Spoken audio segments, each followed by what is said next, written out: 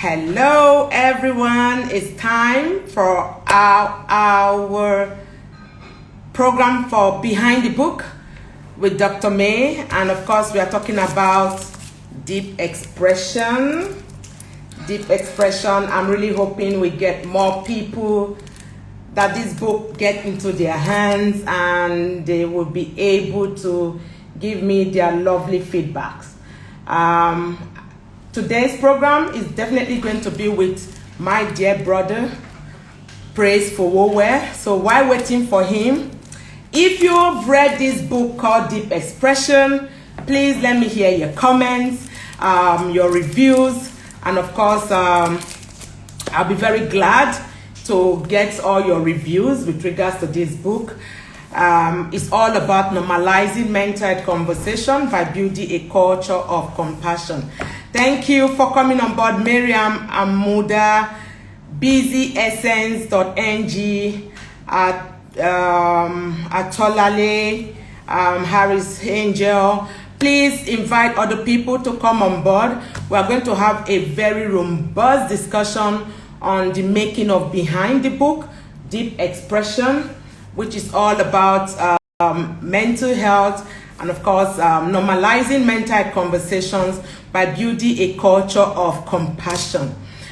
You know, I love gist. Just before I bring my guest on, who is my brother, my friend, and who is also doing amazing work with regards to mental health and normalizing mental health conversations. There's this word that we all need to hear, and it's all about our mental health, and it's now being tagged as the mood for 2021. And what is that?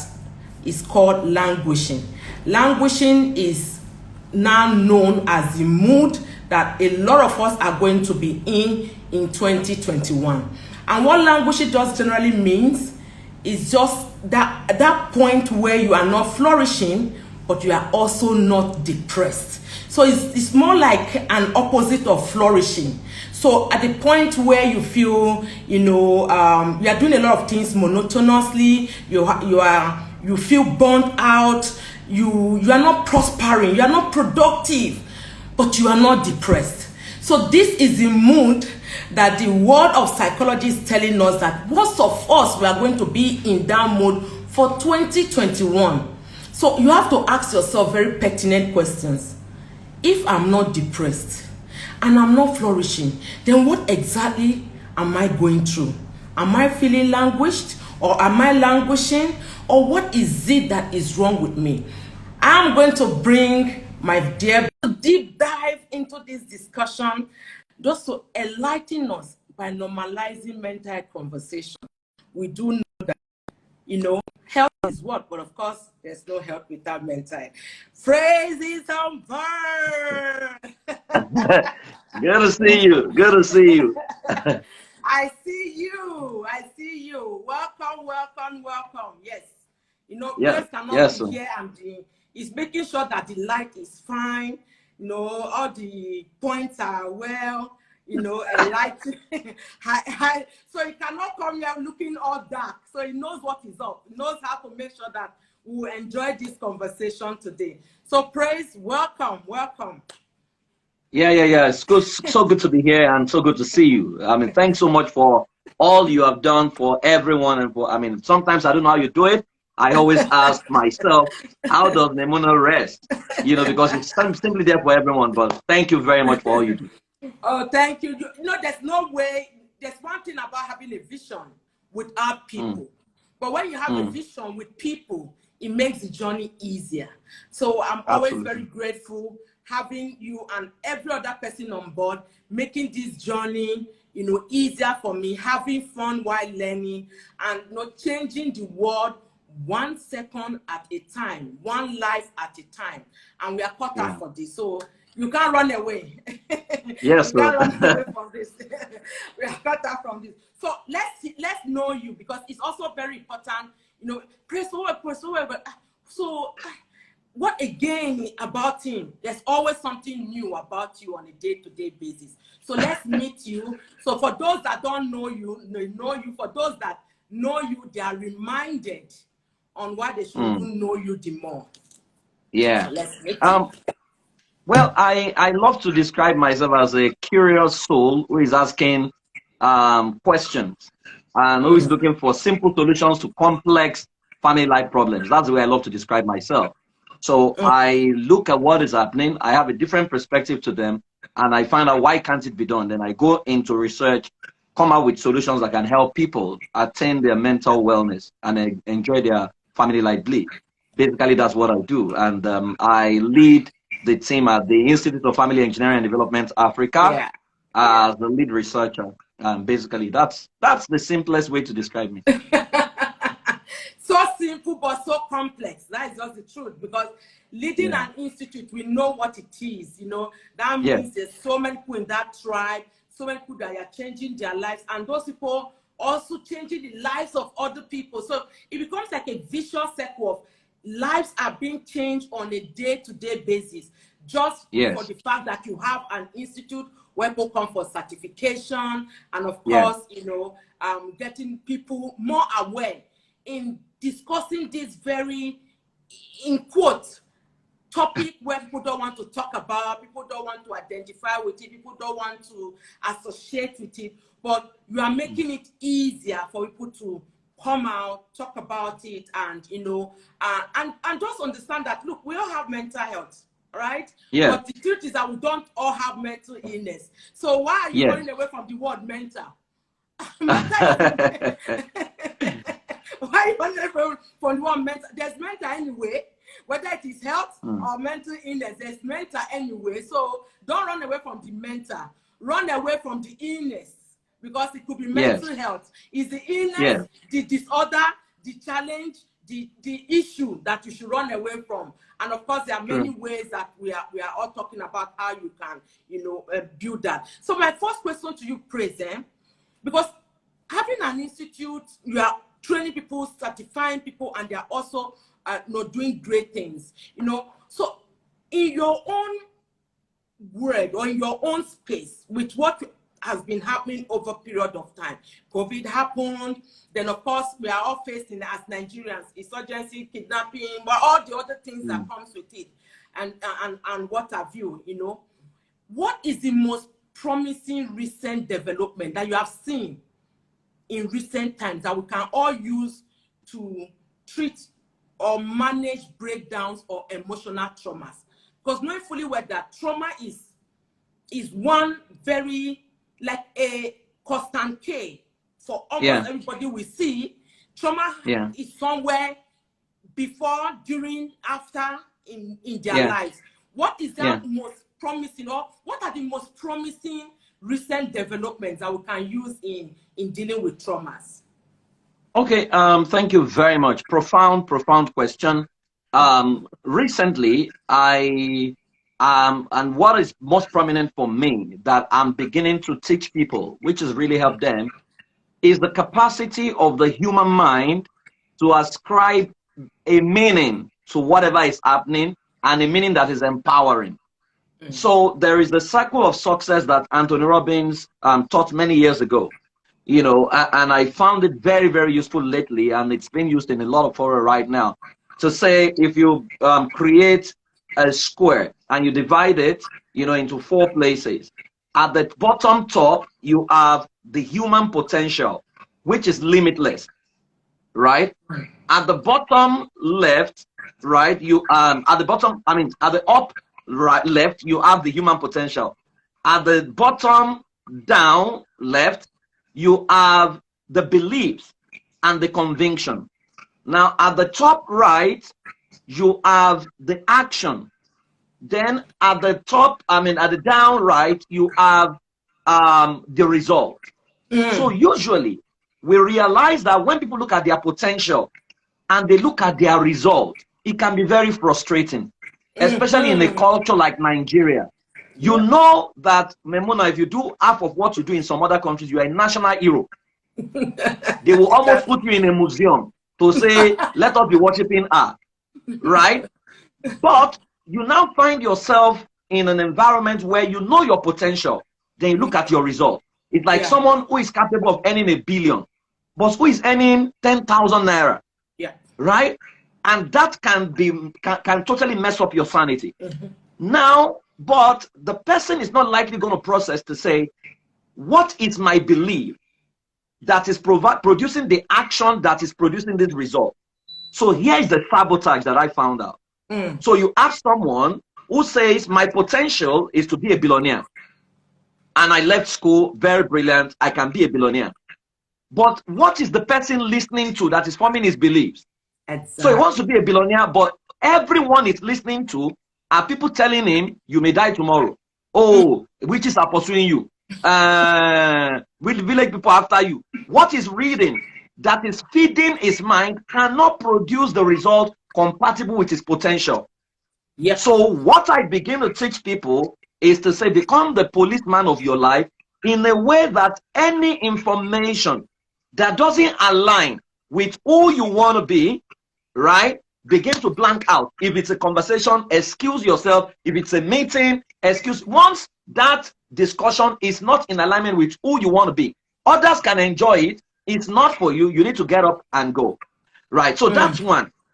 The other thing we are starting to do, we are beginning to realize that human beings naturally exaggerate their errors, but they undermine their successes. So, and there are successes we record daily that we do not even applaud ourselves for. So, for example, you left your house and you arrived at work. That is success. But you are not likely to classify that as success because you are like, it's something I do every day. So, that moment of I left home, I'm going to work, and you get to work, if you create 10 minutes or even 3 minutes to celebrate yourself for being getting to work successfully, there is something it does to you. So you find out that a lot of people, they have actually accumulated a lot of success that they don't remember, but they remember their failure, and that is on their memory recall replay. So what we do is we create what we call the power spot, which can be done on PowerPoint, wherein everything you have achieved, you write them in different colors, using different colors to put them on that canvas. So I say to people, when you have a mental overload, just put up the slide and just stare at it and allow your mind soak. Because so if you're on the verge of failure, you now remember that, oh, you survived something in school, you survived this, you survived this, you survived this, right? And before you know it, you realize that you are jolted back to reality to say, you know what, I am doing well. But I've now added a new thing to it, which is your future power spot. Because you know your mind does not know the difference between what is simulated and what is real. So you can now simulate your future power spot and say, Maymunah, in the year 2025, you know, you earned $1 billion for solving mental health problems for Botswana and South Africa and things like that, right? So you also put that in there, and different ones. It can be like 20 or 40 different things that you have achieved. Now, so what you have before is your past, but this is your future now. The more you stare at it, the more your mind assimilates it, and the more the feel-good hormones begin to flow through your system. And before you know, you realize that you have less capacity to feel down, to feel bad, because you have mastered how to create the meaning, and you will always choose the meaning that empowers you. So I say to people that whenever something happens, the first meaning that comes to you is not the only meaning that exists. There are several other meanings. So someone looks at you and say, Maymunah, you are stupid. The first meaning that's likely to come is, he has insulted me. But there are other possibilities.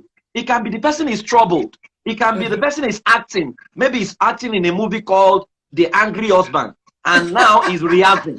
So, and so if that's the meaning, right, you will begin to laugh at what he's doing. You won't feel offended. Exactly. So I say to people that your happiness is actually creating and installing and guiding the heaven within you in a way that the hell without you loses its power over you, which is basically living from within to outside. I have no business with the hell around Nigeria. The heaven within me is what I have a business with, and I'm going to protect that against all odds. So these are some of them. before we even go too far now, because now with what you are saying and people that are on board now, they are listening to you. Something happened over the weekend. I'm sure you two, you know what has happened over the weekend. Nigeria was one small village was put on a world map. All of a sudden, the Oba village. Now, by the time I'm putting that picture in one side, I'm telling myself, you know, I want to be urbanized. I'm going to be urbanization is going to take place in my life because I want to project what I want to become. In that power now, you know, because I need people to understand there's a difference in that, you know, removing your mind or minimizing the negativity and maximizing the positivity. So people will just jump and say they want to be like Obi Kubana, you know? No. So we need to let people know that if you are aspiring to be like Obi Kubana, there are certain steps you should take because in a way, everybody is destined for greatness, but some of us are letting our limitations limit our glory, and we don't even know our potentials. So please, can you speak to that, you know, building blocks where people should adapt in maintaining mental wellness? Because this is normalizing this mental health conversations. So people will know that there are certain things they have in them that they are not utilizing. Rather, they are looking at those negativity that they are holding them back. So what are these building blocks that people should, you know, it may not be blocked, you know, tips on how people should adapt to maintain mental wellness in that pursuit for greatness? Yeah, the first thing people need to understand is your journey is unique to you. Exactly. Your journey is not, you can never be another Obi Kubana. It's not going to work. Exactly. There are peculiarities. And, you know, the story of Obi Kubana, you need to know that you don't really know it. You were not there. It didn't just fall from the sky. There must have been a process to it. Now, so the easiest way to describe it is this. Your life is a super story, right? And it has a happy ending. But you are going to go through processes that will look like the actor is going to die. Why you're still alive is the fact that you are the main actor. Actor, no, they die. Now, everyone that hurt you are actually cast in the movie of your life. And that processes and try moments that you went through are the suspense in the movie of your life. So if you see it for what it is, so there is a process in your life where you are learning, you are not earning, you are doing a whole lot of work, and people need to understand that, because a lot of people, they don't know that there are seasons in life where you are learning, and at that you are not earning. But people want to learn and earn. They want to just jump the entire process. It doesn't work that way. I mean, I tell people that in this country, for 6 years in my practice, nobody touched me with a pole. Everybody kept telling me, this thing will not sell in Nigeria. This thing will not sell in Nigeria. Nobody was willing to take a risk on me. But guess what I did? No invitation. I invited myself inside the buses, Danfo buses. And what I did, the day I had money, I paid for everybody from Ajegunle to Ojuelegba so that bus conductors does not disturb what I want to say. And I started speaking inside the buses. You know, it was very enjoyable. I was enjoying it. And each time I came down, somebody came down with me to say, Prince, can we invite you to our organization? You are saying it's making a lot of sense. You know, and that was, you can always create a life for yourself. Life is in phases, is in processes. So problem come when people begin to look at other people and they think, oh, we went to school together. Everyone in your class is not your classmate. And some of your mates are dead, actually. Right. So if you want to run the rate of someone, in fact, the easiest way, I mean, it affected me at some point in time when I became so down, because when we left school, I worked in the paid employment for like 2 years and I pulled out. And when we went for alumni, people would tell you they work with Zenith Bank. I didn't even know where I was working because I was just setting up a business. Right. And, you know, so it used to worry me. But I spoke to my mentor. And you know what my mentor said to me? My mentor said, Praise, if your destiny is a skyscraper and your friend's destiny is a bungalow, by the time they are finished their building, you are still at foundation level. So he said, so why would you be comparing a skyscraper destiny with a bungalow? He said, so who are you? So I said, skyscraper. He said, so that's why it looks like you're a bit slow. He said, but watch out. By the time your building is complete, it will dwarf whatever it is that, and that's exactly what happened. You know, so people need to understand that your journey is peculiar to you, it's unique to you, and you need to, nobody can do your believing and your dying for you. However, what I also recommend is one of the ways to shortening the journey or to make it enjoyable, find people with authentic stories who are very, very honest. And unfortunately, Africa is not blessed with people with authentic stories. We don't have too many people who are billionaires and we can say this is the step by, because principles are universal and they are replicable. So what has happened over time is our people have some hidden years that they are not proud enough to talk about. And so people are looking at the end. They are not looking at the means and the process. But if you can find the proper mentor, I mean, for example, Maymunah, I mean, we've known for like 8-9 years thereabout. I can tell you she's not defined like this before. I can tell you, I mean, we never used to be like this. I mean, we will speak at forums. You will see what we are wearing way back. If you look at us right now, we have come a long way, right? So you need to understand that you say you cannot get to the end without the process. It's like a journey. The destination is where you want to go, but you need to go through the bus stops. So when people begin to understand that, then surround yourself with the right support system. Have the right mentors in your life, then have the right support. I don't have a single friend who is jealous about anybody's success. No, I intentionally pick my friends. I don't have a single friend who is saying, praise, let's go and blow and spoil money. No, all my friends are impact driven.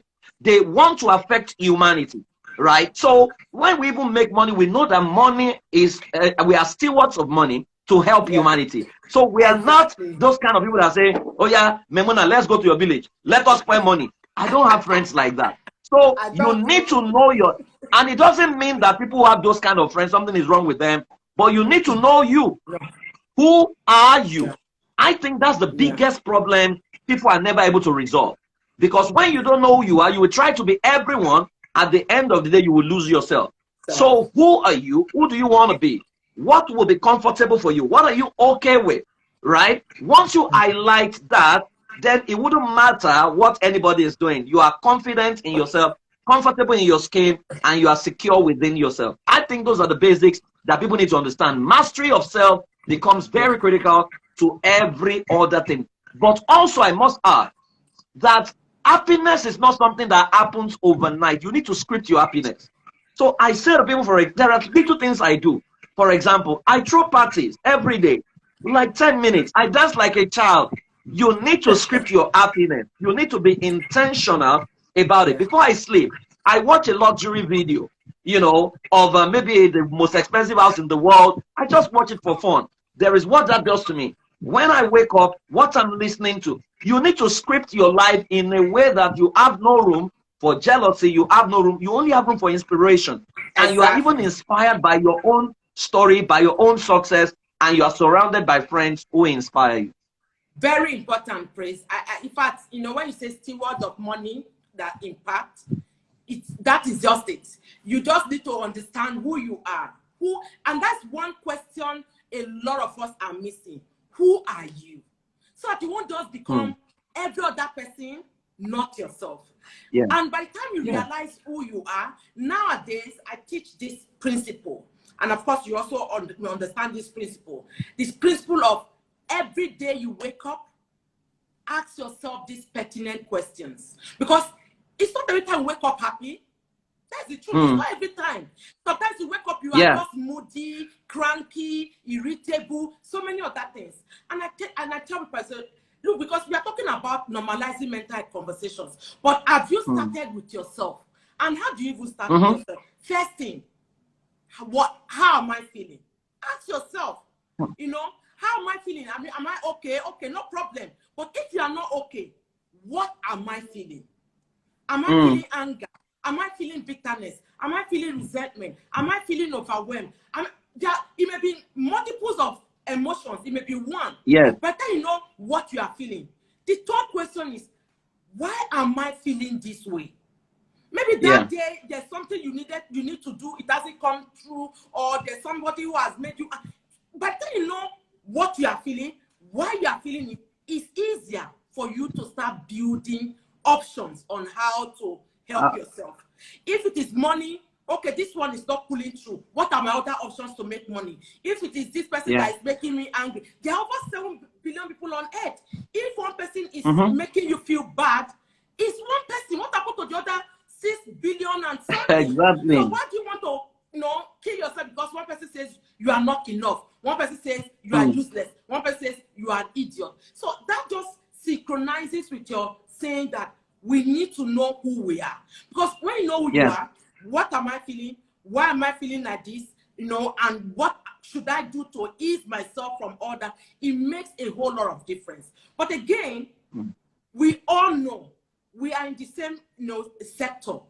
Depression is now like malaria, but we are not talking about it. Praise, why is this so? I'm sure you have not heard this story before. I battled with depression for some time.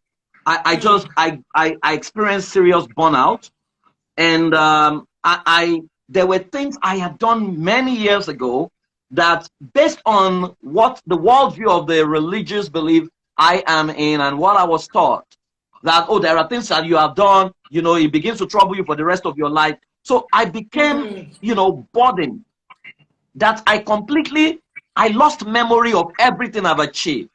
I just became so, and when I got to that point, I didn't feel life anymore. I didn't feel like going for any sessions. In fact, I began to avoid speaking engagements.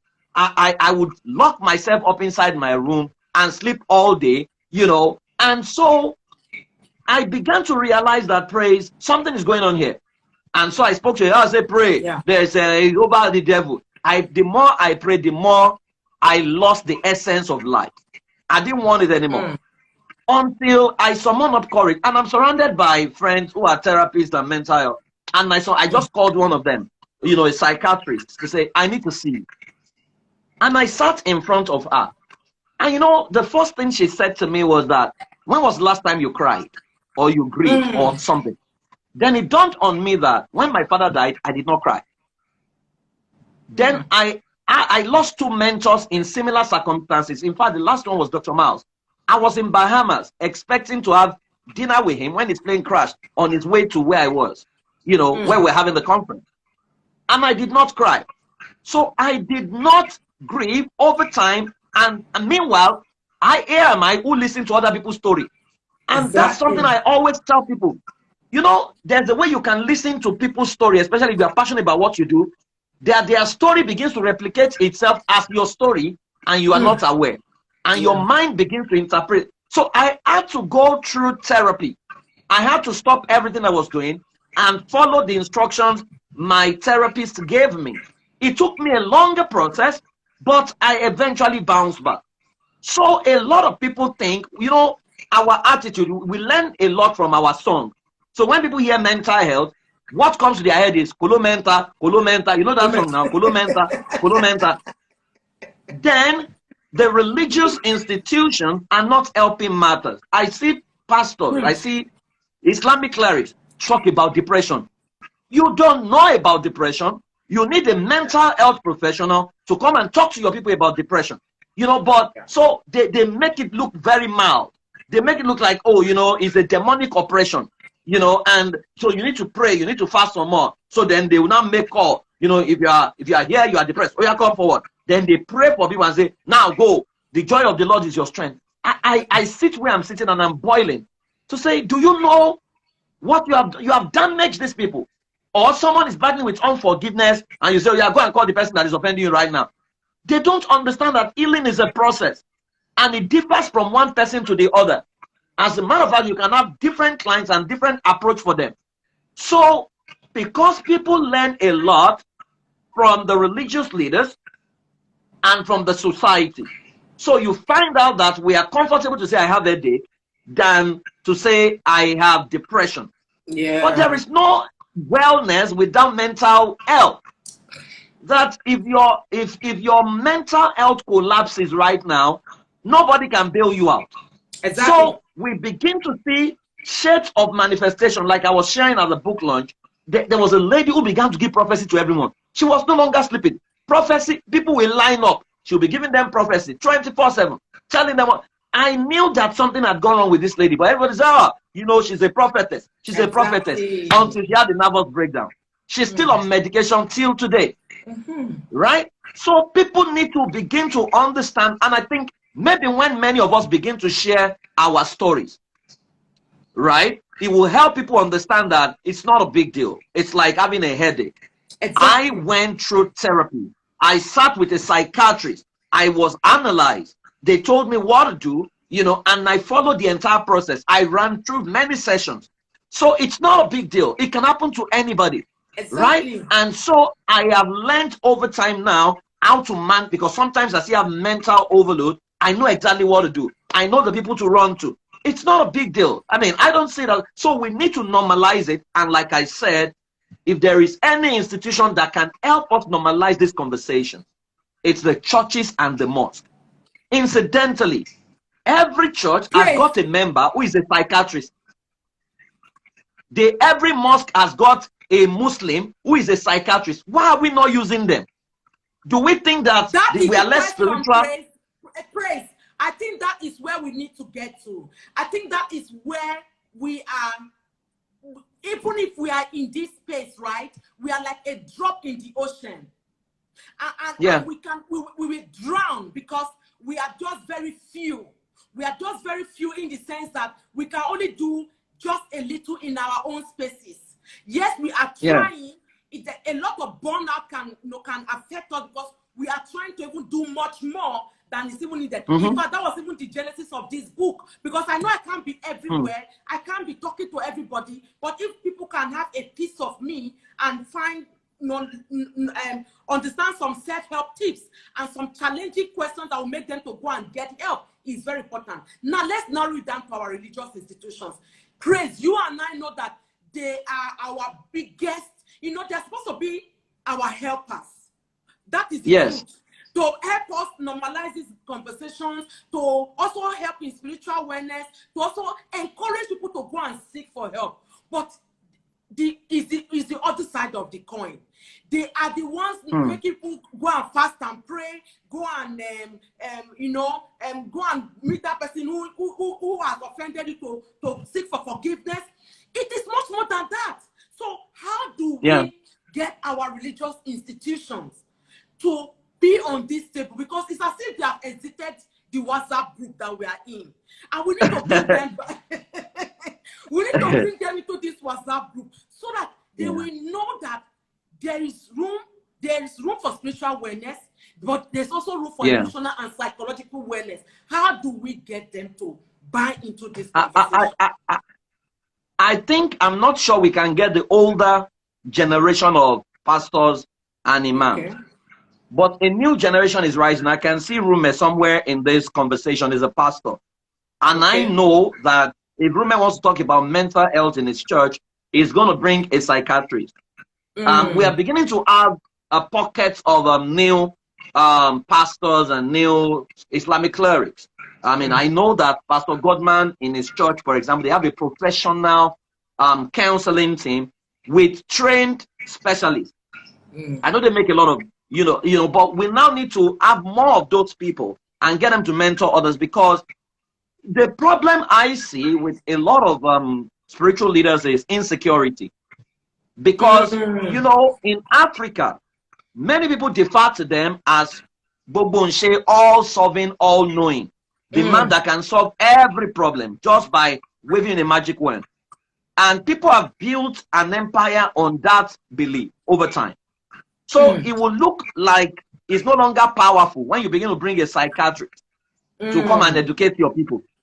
And never forget, our people would rather, if you, Maymunah, now, you say, to solve mental health problem, there's one anointing, or if I put it on your head, all your mental health issues are resolved. You will become big. You'll be a billionaire by next year. Because our people would defer. Our people are not used to a methodical way of resolving issues. In fact, as a medical practitioner, one of the things you'll be familiar with is, if you give a Nigerian a medication and say, take 2 tablets 3 times daily for 15 days, by the 5th day, once they sense a bit of wellness, they will abandon it. We abandon So if you check everybody's out, right. if you check everybody's out, so we are not used to following through. We are used to microwave, and that's what is taught in the video. God of suddenly, God can do it now. So what we need to begin to do is to begin to become friends with the ones who are open, and now use them as a platform to reach out to the others. For them to begin to know that God is not anti-science. In fact, everything you use in church and mosque is science. From microphone to the building to even the clothes and the shoe you are wearing is built. It was built by science. So God couldn't have been against science. Science is of God, and we need to embrace. So the question we now need to begin to ask them is, do we truly want to help our people? So imagine the day 25% of your members are depressed. You know, we ran a program many years ago, and it was in a meeting, pastors retreat, and pastors' wives were there. And when they did a psychiatry evaluation of a lot of pastors' wives, I think over 60% had mild depression in that meeting. Wow. Wow. And the number was that high. And they believed it because the person that did the evaluation was an American. So it wasn't a Nigerian that they said they cook up figures. So they got an American in, and they realized that many of them don't even have friends because their life is wired around solving people's problems, They are lonely. Many of them are depressed. So they need to understand that being a religious, that doesn't make you all-knowing. You are first a human being. That's why you are called man of God. Man is born before God, right? If your mental health collapses today, the church is going to continue. The next person will take over. So we need to normalize this conversation, and that's why I'm an advocate for churches now having first aiders. So if they bring a Maymunah, for example, and say, oh, we have 30 pastors, can they go through a first aid training on mental wellness, at least understand the basics? Now, if they go through it, then they become the first responders. Once they begin to notice some behavior, they know, oh, okay. And when it gets to the point where they can't resolve it, they have a relationship with maybe Pinnacle. That, okay, Pinnacle, we are sending 10 people that we have noticed. And then they take it up. It becomes a partnership. Like we always say, the new competition is collaboration. At the end of the day, it doesn't matter who gets the problem solved. Let us help our people. And that's so we need to become friends with them and get them to a level where they can open up their pulpit and begin to launch a campaign actually for them to know that we are not taking your members. We don't want to start churches. We don't want to start mosques. We don't want anything. We just want to support you to help. We're actually supposed to be complementary to one another and not become competitors. And someone thinks, oh, why are you bringing this to my... And it's not anti... In fact, with benefits of knowledge right now, there are cases in the scripture that we now know were mental health problems, mental illness.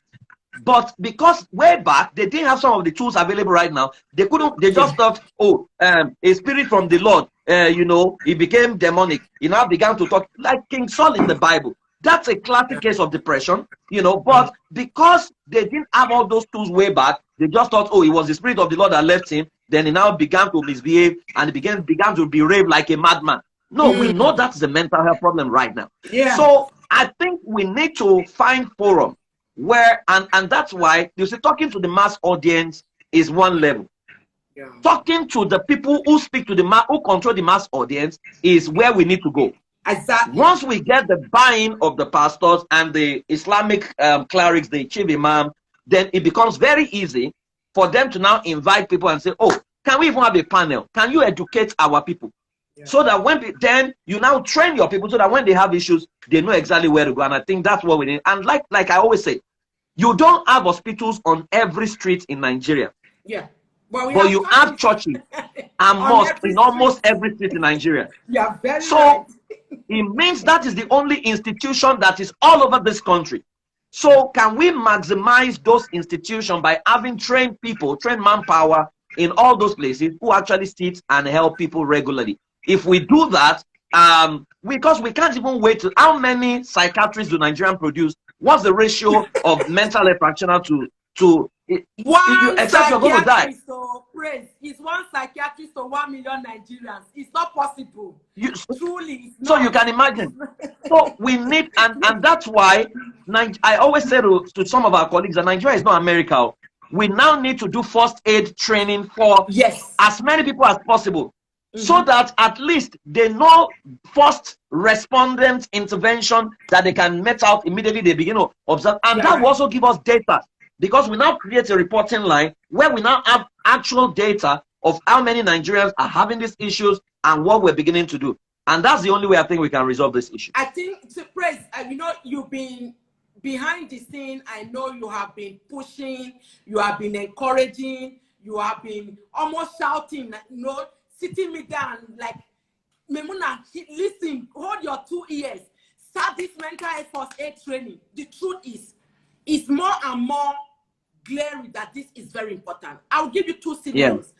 A lot of Redeemed Christian Church members have not seen Baba and Adeboye one-on-one. Yes. But they are redeemers. I'm a Muslim, born and practicing. I've seen Baba. And you'll be wondering, how did you, at what level will you be able to see our Baba, General Overseer? And it's through this process. You know, a child admitted in my facility, and the parents said, we've already fixed an appointment with Baba, and you cannot miss his appointment. In fact, they were freaking out because they know that they must meet up with that appointment. And it was an admission. So we had to move from Lekki to Redeem Camp. Just imagine that. And it was that weekend. That was when I knew that Redeemers, first weekend of every month, they have a program. And so there was already going to be traffic moving to the camp and coming back. We go back to Lagos 2 a.m. in the morning. But we saw Baba. And let me tell you what Baba said. Baba said, I'm praying for and with this child. Go and complete your sessions. Wow. Baba told the parents to allow that child to go back for his full rehabilitation. Wow. So, and I'm just wondering, so people will just sit there in their houses and be thinking that the churches and mosques are not doing. Baba knew the importance. I said, I'm praying for and with you. And of course, there are so many protocols just to see Baba. That was when I knew the importance of what, man, this man is big. Because there were protocols. And they already fixed an appointment and they couldn't bridge it. That was one. But 2 years ago, before the COVID happened, I was opportune to go to the Redeem Camp again and talk to all the administrators of Redeem churches in the whole of West Africa. All their, they had a conference. So I was able to speak to all the administrators. And after then, I began to start seeing some people referring people to our organization and say they are from Redeemed Christian Church of this, because of just that 1 hour conversation.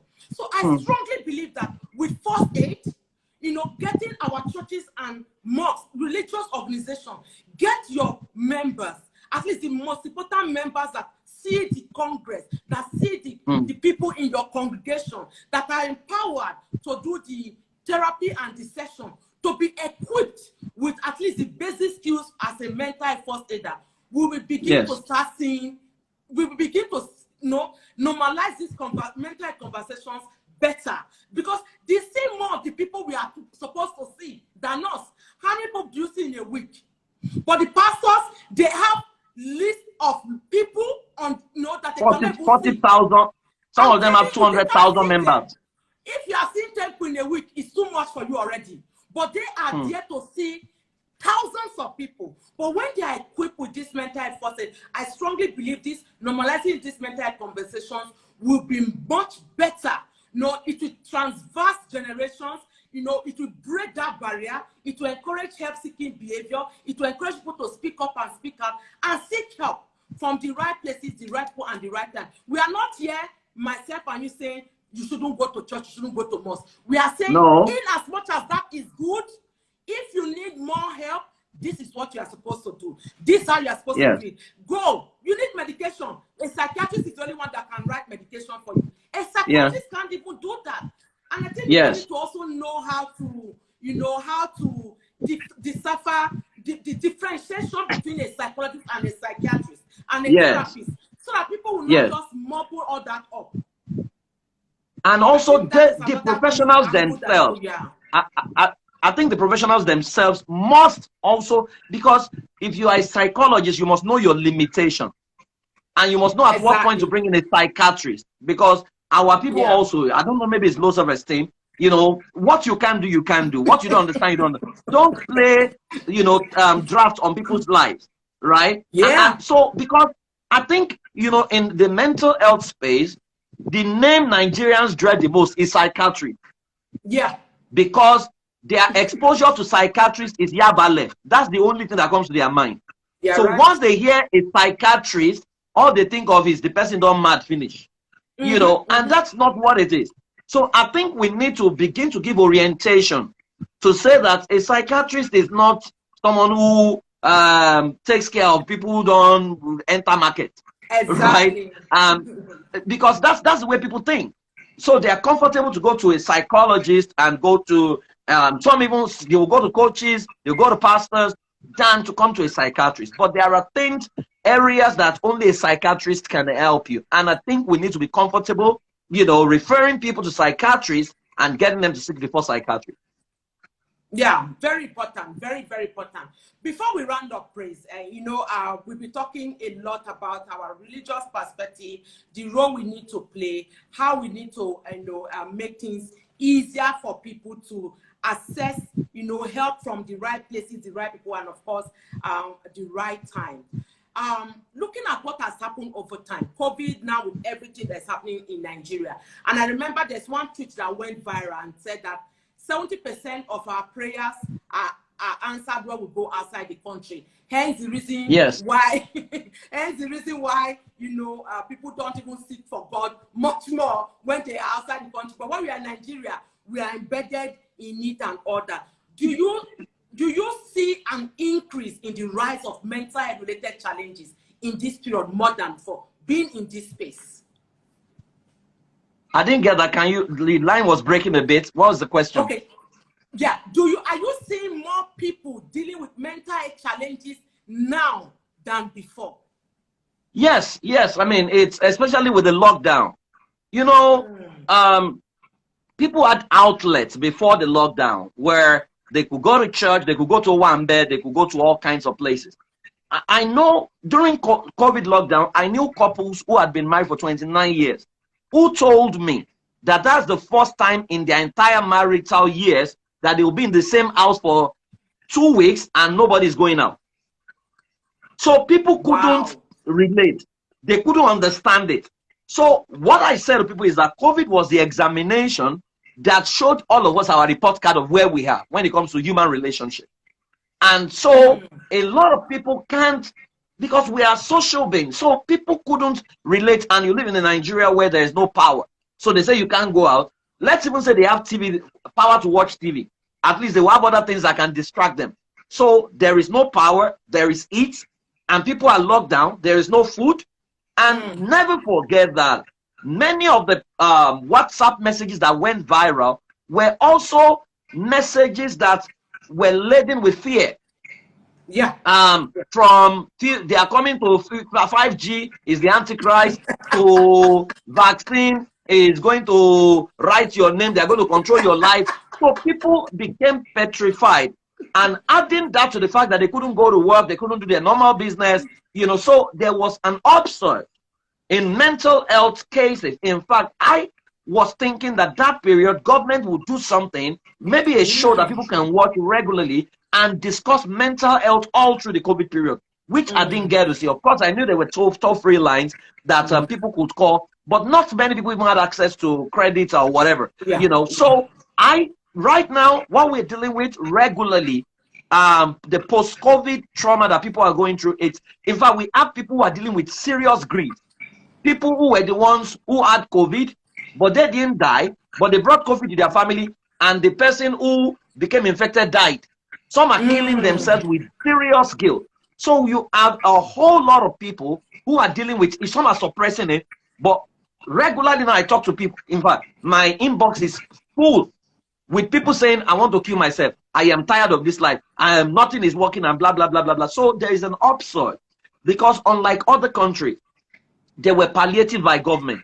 Somebody had my wife had there was palliative. What happened? Which kind? That one they call palliative. Let me make you laugh, Maymunah. My children, my children live in Canada, like you know. They were they are still on a bit of lockdown. So government sent $400 to the children, each to the children, about 2 months ago. So I was asking my wife, what's this $100 for? He said, government said that because they are doing online learning, that parents should use it to augment what they are spending on internet. So I said, but this school is free already. We are not paying school fees. Why are they augmenting again? You know, I didn't know at what point I started crying, because I never knew that that was possible in any country of the world. You know, but see what they have done. Then 2 weeks ago, someone had, when my wife lives, someone had COVID in the neighborhood who they had interaction with. Now, so they said everybody should self-isolate. Having gone through the test, she was negative and the children were negative. Say everybody should self-isolate. So she was like, if I isolate, what happens to my work? They said she should go to a website and just fill in her details and tell that they will pay what she was supposed to be paid for the period she's self-isolating. You know, so you see some governments and yet there is still high level of mental health problem in those places. So but you see what the processes they are put in place that helps them serve as absorbers to many of the things. But here you have nobody. Have you seen the rate at which Nigerians are begging on social media? Since I've been born, I've never seen Nigerians beg like that before. Somebody is saying, give me 500 naira. We have not eaten in 2 days. You know, so there is a massive surge. I don't know how we're going to cope. I don't know how we're going to cope. And that's why I'm going to put it on your neck, Maymunah. If this your mental health first aid course is not ready in another 1 month, I will stop being your friend. Because now we need to aggressively train more people so that they can provide intervention in the villages, in the places where we might not even, if they call you now, say, Maymunah, come and go and do a seminar in Kaduna, you are not likely to go. But there are people living in Kaduna that we can train. Some of them, we can even train them online right now. And they can begin to help people. Because as things stand, we all hands have to be on deck, and we need to help our people. People are going through stuff, and we don't even have data already. So it's almost like they say in Nigeria, maybe 1 out of every 2 needs help now. And you know what I mean. So we need to do something as a matter of urgency. We can see, you know, you just said a month from now, I'm really, you know, already on it, up and running. And of course, you know, you are already there. I'm coming to you to just look at how, you know, making sure that it's more robust and we are able to get it up and running, both virtual and, you know, offsite, and get more, because we will burn out and we'll be useless to ourselves. And that's the truth. We'll be useless to ourselves and useless to others. So what will you gain if you think, oh, I'm the only one, or we are very few? How many people do you talk to? Do you know that in a day I'm online 5, 6, 7 times, I'm offline, and by the time I come home, I'm useless. Like, you are drained. It only takes the grace of God for me not to start shouting on my family members or getting irritated or you know, freaking out. It doesn't make sense. So I don't need to be in that space burning out. Burnout is real. And so we need that all hands on deck, like you said, get people to be able to have certification as mental health first aiders, just the way we have for CPR. Somebody is unconscious now. Somebody that is trained as a CPR person can easily, you know, do all the press up and the kiss of life, and they are up and going. So we need more people in this space. It's not a competition, it's a collaboration. So that people, they can do what they can do, referred for secondary and tertiary, you know, cases that they cannot handle. And I think that is where this normalizing mental health conversation will not just be the talk is cheap, but walk and talk. Thank you very much, Grace. Thank you. My pleasure. You know, please, everyone should go and get this book. Oh, it's my I keep it beside my bed every time now. It's on my table. I carry it everywhere. Everyone should go and get this. And please, by the time the courses are ready, that Maymunah is preparing, I need all of you to volunteer to take that course so that we can help more people. For what is worth. Africans, I mean, Americans, they have a lot of people. Canadians, Africa, we have nothing. We only have ourselves. And we now need to be there for one another. Thank you very much. Thank you very much, Chris. Thank you, everyone that made this live session, you know, very productive, meaningful. We have fun while learning. And please share with other people. Come back to it, learn. You know, listen. See, anytime I have praise on board, you know, you must go with something. You must go. There's no way. Something must follow you. Even if you refuse to go without it, something will follow you. So thank you very much, Praise. And thank you, everyone that came on board. And don't worry, this is going to be a live. I already know the people that came. And I'm already seeing Sarume is saying, I'm willing to be part of it. Don't worry. This course is already there. It's just for me to make it more impactful and sustainable. So I'm going to discuss with my brother and other team members, and we'll get this up and running very soon. Thank you once again, everyone. And of course, this session is going to be every Tuesday and Friday for the next 5 weeks, behind the book, discussing deep expression, which is, you know, all about normalizing mental health conversations. So till Tuesday next week, do have a lovely, lovely weekend. God bless all of us. If you have any questions, just still leave them. I'm definitely going to look at it, read it, and respond to you. God bless us all, and bye for now. Till Tuesday and Fridays every week, we are going to be having these live sessions. Thank you very much. Thank you, Diva Mani. Yeah, the question is never too much. Well done for the great job. Thank you very much. Farm Tour, thank you very much. And every other person that joined us, God bless us all. Bye for now.